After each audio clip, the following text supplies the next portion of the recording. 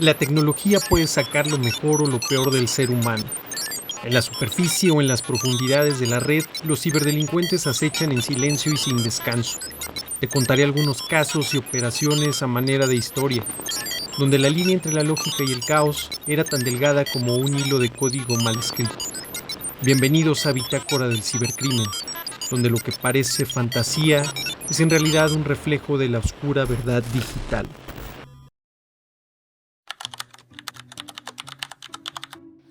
Hola, ¿qué tal amigos? Les saluda Ciberagente.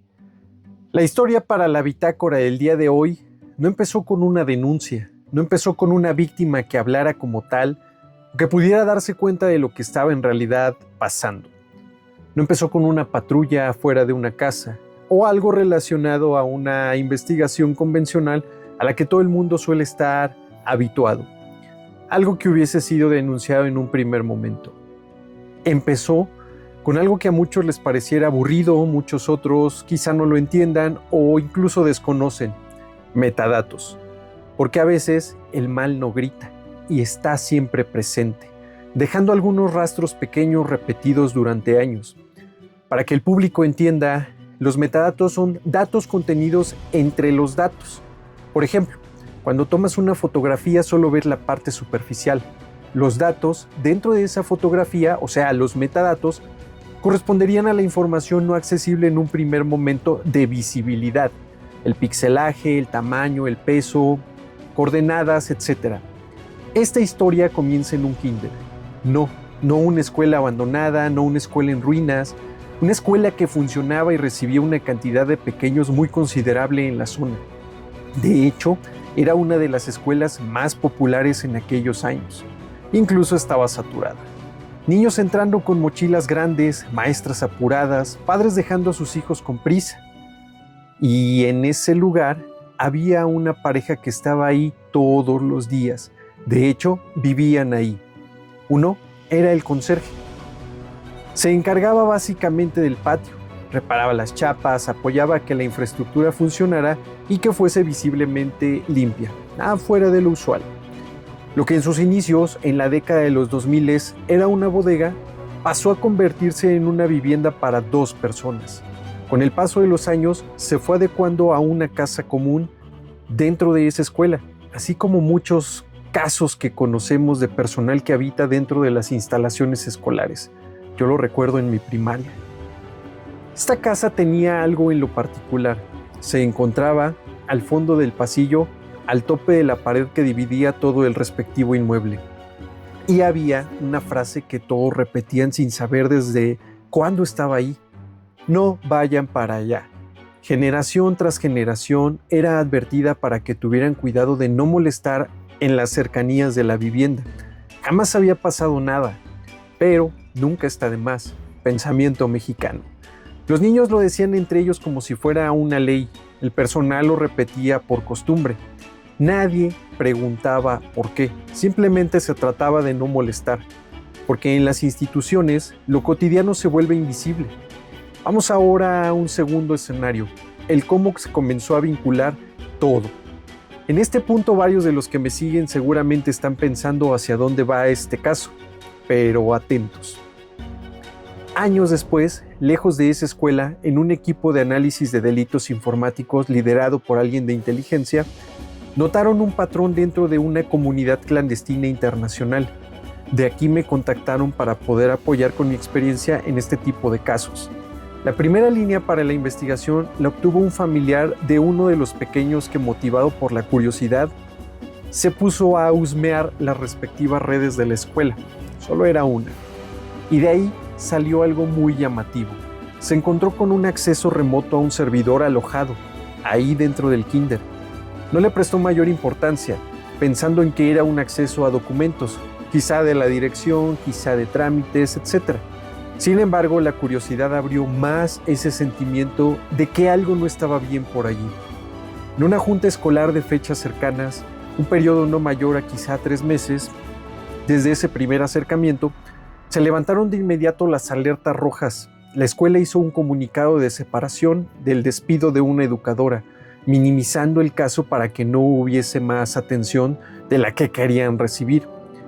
Le dieron el aviso a las madres y padres de familia sobre el cambio de la figura al frente de su grupo, debido a que un trámite había sido mal realizado. Sin dudarlo, nadie más preguntó, solamente se interesaron en que el reemplazo estaba ya operando frente a ese grupo, quizá uno de los más latosos de la escuela. Lo cierto es que esto era mera cortina de humo.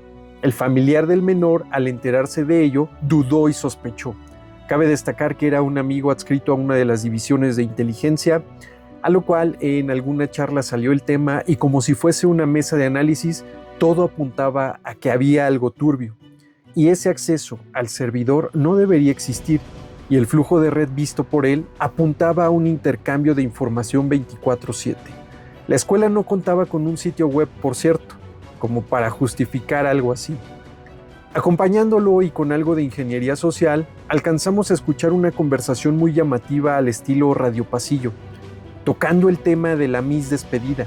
Alguien del personal empezó a comentar que la habían visto tomándole una foto a un menor en el baño y enviándola a quién sabe quién para hacerle un meme. De inmediato se imaginarán que el instinto de detective salió a relucir. En la escucha de esa conversación que literalmente tenían dos personas del plantel, personas que trabajaban ahí mientras caminaban, decían que esto no era la primera ocasión, que la Miss ya lo había realizado un par de veces más. Pero, ¿a quién le enviaba esas fotos? En este mundo a veces las cosas se acomodan solo dando un pequeño impulso. Procedimos a comentar entre nosotros los escenarios y algo clave fue cuestionar sutilmente a su familiar menor, el alumno del kinder. No como testigo, sino como una charla inocente de cómo le había ido, qué le habían enviado de lunch, y luego el abordaje sutil sobre si ya no había visto o había visto a su antigua Miss. Él afirmó que no la habían visto, pero sus compañeritos sí, que la habían visto y saludado desde cerca de la casa que se encontraba dentro del plantel hasta el fondo. Al preguntarle algunas otras cosas superficiales, luego vino el abordaje sobre si el señor conserje estaba en la escuela, si se acercaba a ellos, si lo conocían, etc. Él dijo que le caía muy bien a él y a sus compañeros, que diario lo veían trabajando y no lo molestaban. Acto siguiente, planeamos un escenario de curiosidad para revisar su hallazgo en la red, en esa red escolar. Me di a la tarea de ingresar desde la red de invitados en las cercanías, cosa que no tenía mayor ciencia, ni siquiera contaban con un portal cautivo. Simplemente era una red con el nombre cambiado y ligado a la principal, sin protección, sin algún parámetro. Corrí a la par un par de herramientas y logré identificar puertos, servicios, literalmente todo, y llegué hasta el punto que mi amigo había encontrado. Estaba bajo contraseña el respectivo acceso. En segundo plano, la navegación mostraba enlaces con saltos un tanto drásticos de locaciones. Esto se suele ver cuando se utiliza un navegador como Tor o un servicio de anonimización, hasta una VPN. El cifrado de tráfico de la red es algo tedioso y a veces complicado de hacer. Continuamos indagando un par de días, pues las cosas se tornaban un poco más turbias, y justo en ese instante sale a relucir. Revisamos a detalle los hallazgos. El patrón era muy usual, parecía alguien amateur, pero se movía en las comunidades como todo un experto, manejando foros, sirviendo como gestor para pagos y entrega de lo que ofrecía. Como siempre, un error expone y deja al descubierto todo.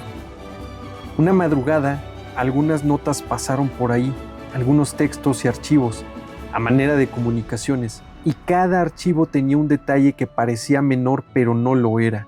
Los metadatos señalaban siempre el mismo modelo de celular antiguo, un modelo muy específico, uno que se vendió en México entre 2003 y 2005, una famosa marca que se caracterizó por su audio, diseños y colores que muchos anhelaban. El conserje tenía uno de estos. Ese tipo de constancia técnica no es un descuido, es una firma involuntaria. El usuario organizaba sus archivos bajo una carpeta llamada AFD-cuarto, la cual estaba cifrada, siendo el alma del servidor. En ese momento, esas siglas no significaban nada. Llevándolo todo al plano criminológico y estableciendo una red de vínculos internos, nos fuimos dando cuenta de que todo indicaba que el conserje No era un usuario para nada nuevo. Era alguien antiguo, constante, metódico. Subía material con una regularidad casi obsesiva, no por volumen, sino por lo que representaba de posicionamiento en las comunidades de personas que disfrutaban de este tipo de contenido de personas menores de edad. El error mayor estuvo en que cuando algo se repite durante 10 años, operando sin mayor cautela, hay un hilo suelto siempre, y eso termina señalando el lugar, la forma de moverse, y una notoria normalidad de llevar a cabo acciones sin un señalamiento ni sospecha, como alguien con una vida normal y lejos de cualquier reflector de atención. Esto puede resultar en un monstruo. Fueron al menos 10 años de silencio. Muchas generaciones pasaron por esa escuela. No se imaginan la cantidad de contenidos hallados y también del dinero obtenido. El usuario utilizaba métodos viejos casi artesanales, proxies públicos de la década del 2000, cadenas de conexión largas, configuraciones por default, lentas pero constantes. Nada espectacular, nada de película. Pero eso es lo que más perduró, porque lo sofisticado cambia, lo constante sobrevive. La actividad se registraba casi siempre entre 2 y 4 de la mañana, madrugadas que resultaban ser profundas, durante ya años. El usuario tenía al menos a su cargo 4 foros, cargados totalmente de usuarios, sobrepasando los 5,000, 7,000 registros mínimo en cada uno alrededor del mundo. En una madrugada de investigación, cuando cruzaron esa ventana horaria con registros históricos de infraestructura, apareció un detalle olvidado. Un kinder público que había tenido una línea de datos vieja, dada de baja, pero nunca retirada físicamente. Un servidor antiguo, una red olvidada, un punto ciego. ¡Bingo! Le dimos en el blanco. La operación ya estaba en marcha, pero ahora buscando el acercamiento físico hacia el sospechoso. Cuando uno de los elementos técnicos que habíamos asignado revisó el tráfico nocturno, encontró conexiones salientes a horas imposibles, pero cuadraba con las bitácoras y las notas de comunicación en remoto con otros países, desde un nodo que oficialmente no existía en una infraestructura escolar, desde el internet de la misma escuela. Esto nos llevó a montar operaciones encubierto, como si fuésemos a recoger algún infante o a reparar cableado de red. El conserje jamás nos había visto, ni siquiera nos prestó atención. Ingresamos varias veces al inmueble de la escuela hasta que pareció de lo más normal, algunas veces como técnicos del proveedor de servicios de telefonía e internet, otras como personal del cableado de luz. Y para esto, ya teníamos las direcciones virtuales de casi todo y su rutina habitual.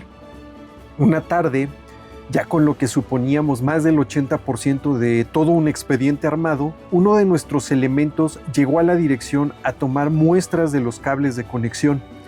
Aquí vio un cable suelto e improvisado, el que habíamos detectado, escondido y pasado tras una lámina oxidada. El cable corría de la pared oculto entre tubería y terminaba en el cuarto del fondo a la derecha. Para poder ingresar al inmueble de lleno, como autoridad, obviamente se necesitan ciertos procesos burocráticos y por ende avisar a la dirección. No se imaginan la cara de shock de la directora al comentarle lo acontecido, lo hallado y la gravedad, y también al cuestionarle sobre por qué había encubierto a la antigua Miss, que tomó algunas fotos de menores en los baños o cambiándolos. No dijo más, tuvo que aceptar cooperar.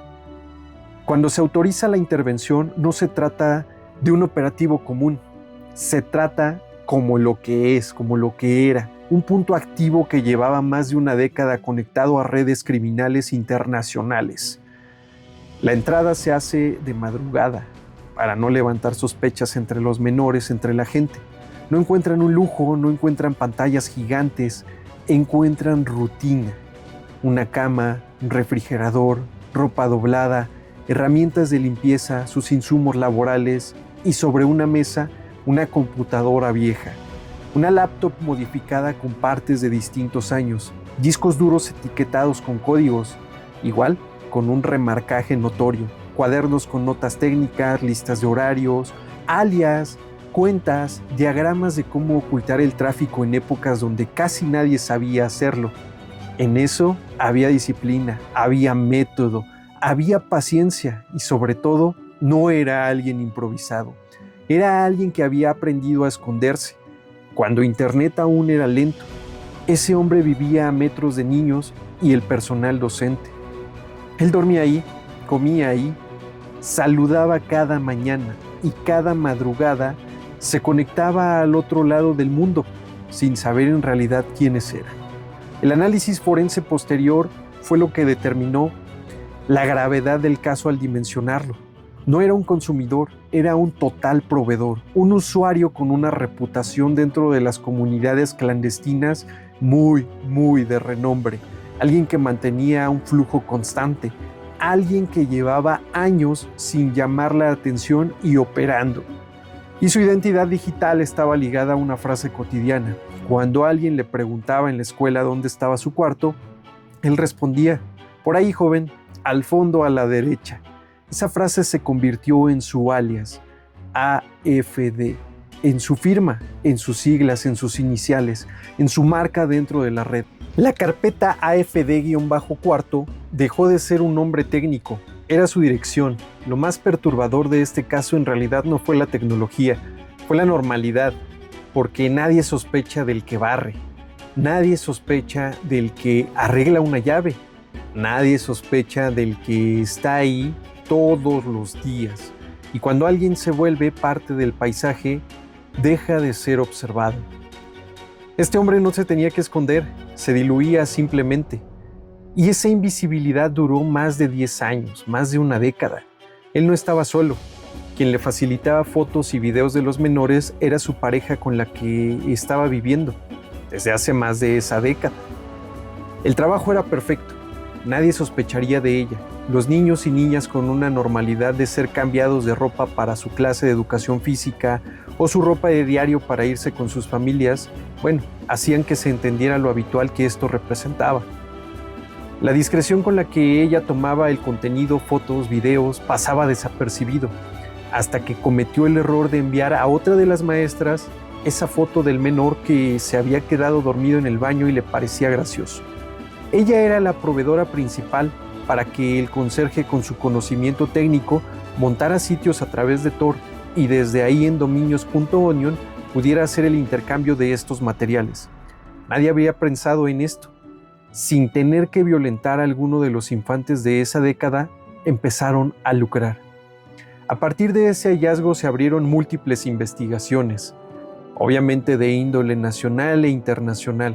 Se conectaron algunos nodos, alias, cuentas, rutas de tráfico, se evidenciaron fallas institucionales muy graves, redes sin auditar, cuartos olvidados, personal sin supervisión digital. Desafortunadamente algo normalizado. Siempre me pregunté de pequeño, pues en la primaria donde yo acudía vivía una familia dentro de la misma. ¿Cómo es que hacían para estar ahí? De más grande y ya como investigador, este tipo de temas se vuelve muy escabroso, al saber que cualquier persona podría estar dentro del plantel, conviviendo con nuestros menores, por el hecho de tener una vivienda en el mismo sitio. A raíz de esto, también se evidenció algo más humano, la costumbre de no preguntar, ¿por qué ese cuarto siempre estuvo ahí? ¿Por qué esas personas? Esa advertencia siempre existió.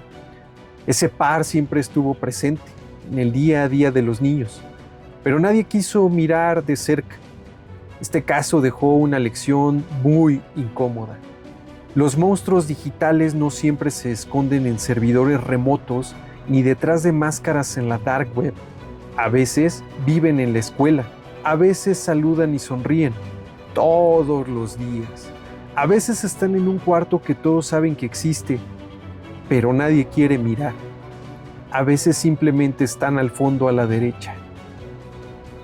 Las dos personas cumplen su respectiva condena, les van a faltar vidas para poder pagar y cubrirla en años.